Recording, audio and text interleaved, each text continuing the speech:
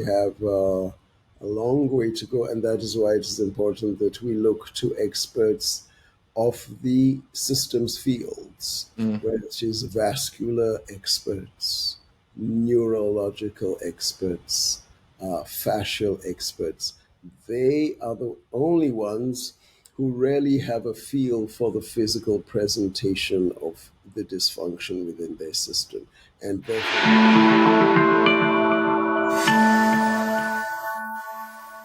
their system, and therefore we should go to them and ask them what usually points you towards this. So, for example, if I have a patient who has a tremor but tachycardia and muscle weakness, it points me towards hypothyroidism, as opposed to somebody who has tremor, muscle weakness, and no tachycardia. Mm. So Hmm. this may be somebody who presents in your office. And these kind of physical presentations help define your diagnosis and definitely drive the treatment decisions. I Who mean, does you're these? saying that, and it's like we all, I mean, very, very generally, you're essentially describing the fact that all of these systems are related and can affect each other, and understanding how they affect each other will, of course, be helpful in your decision making process and your diagnosis process. And you know, we, everybody understands how your cardiovascular system, if it breaks down, has a general pattern of a pain presentation that you might feel. So if somebody comes in complaining of that type of pain presentation, you can start to consider the cardiovascular system. Mhm. But there's a whole bunch of other systems, and there's a whole bunch of other relationships, like you talked about, clenching of the toes affecting your jaw, that do actually have clinical presentations that we're just not necessarily aware of, and we're We're not not putting them aware. together. That's And right. and frankly, we don't get direct knowledge of. I don't know how your gallbladder is functioning. I don't know how you're actually respiring and breathing. All I can kind of test and get my hands on is the stuff I can get my hands on, the musculoskeletal system and the nervous system, So, pretty much.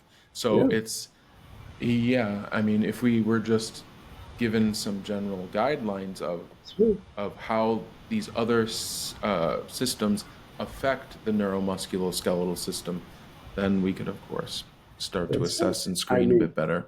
yes, I mean, you could ask Peter Bittner and say, what is the physical presentation of gallbladder dysfunction?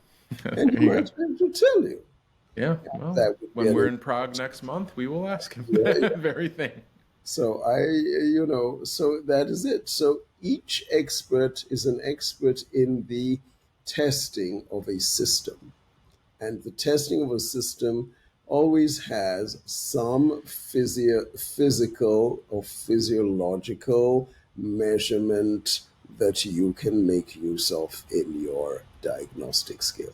And even if you're not the one who's going to treat them, it does help you to make your referral more accurate and help the patient truly on his journey to recovery. I Um, mean, that, this is a far-fetched little anecdote. Uh, and well, anyway, a colleague of mine, mother, last week, elderly mother, was complaining of some right-sided neck pain. And, my colleague examined her a little bit, feels her neck, palpates it a bit, and says, "Oh yeah, it's kind of tight or whatever," stretches it. I don't know if they even adjusted her at all. But, stretched it a little bit, and like a half an hour later, the mom was like, "This is really tight, and it just feels weird. I just feel this doesn't feel right." So my colleague at that point, my colleague told me, he's like, "I was thinking she's just being a baby. She just doesn't want to be in any pain." But she kept complaining, and took her blood pressure, totally fine, heart rate, totally fine, respiration, totally fine. But the mom was insistent, said, "I just don't feel right. I think we need to go to the hospital." In fact, I think you should call an ambulance. And she was having a heart attack. Mhm. Uh, and and I mean, she's fine. She survived, and she's actually generally fine. Mhm. But by the time the ambulance got her to the hospital, the doctor in the emergency room already called my colleague friend and said, "Your mom is currently having a heart attack. She's going to surgery right now. So just understand that's going to be happening."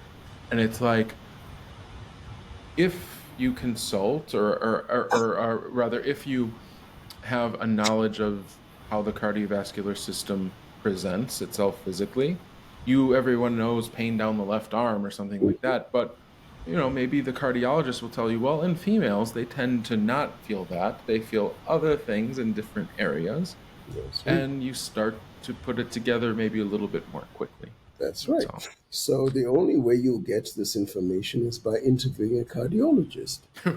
No book Do you know is, any cardiologists yeah, that I well, can? that's it. No book is going to give you this for free. Right. Yeah. So this is where really the cross training or cross information is so important, and that's why I never understand when somebody goes, "Oh no, we don't teach this to this group."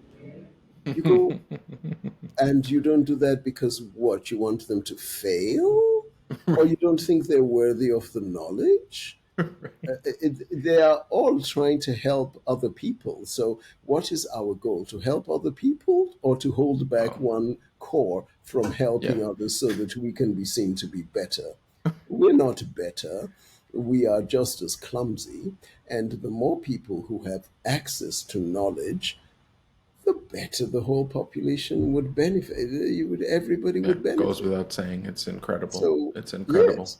So we owe it to ourselves, if we really take our Hippocratic oath seriously, is to cross inform so that people are rounded in understanding the systems that go up to that go into making the body function than being left out in the cold with minimal knowledge and poor diagnostic skills.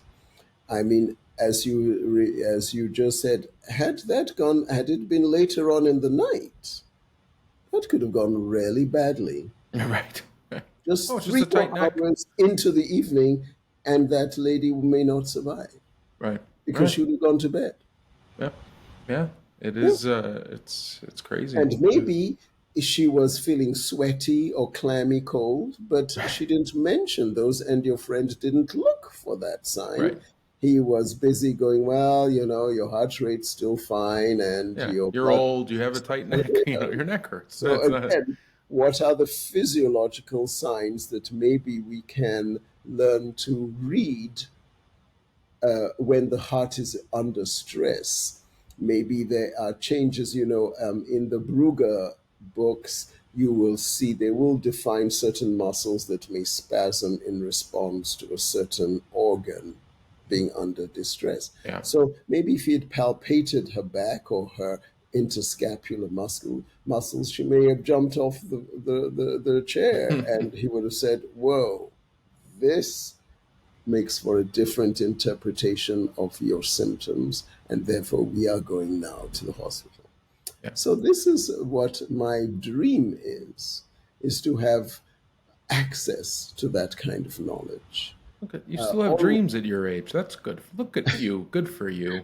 well, if only I could remember the dreams I do have, that would be a good thing. But I think I've forgotten more dreams than I remember.